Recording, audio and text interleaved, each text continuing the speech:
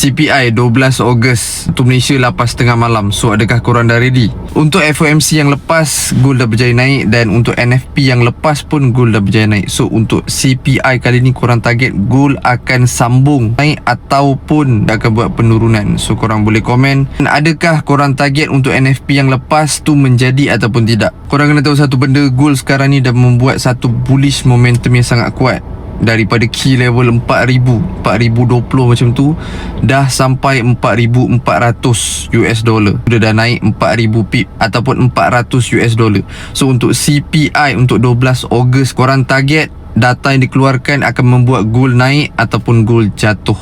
Adakah actual data tu dia akan lagi rendah daripada forecast ataupun actual data tu lagi tinggi daripada forecast? Korang boleh komen, dan korang boleh cakap korang punya target untuk gold pada 12 Ogos 2026 pada jam 8.30 malam.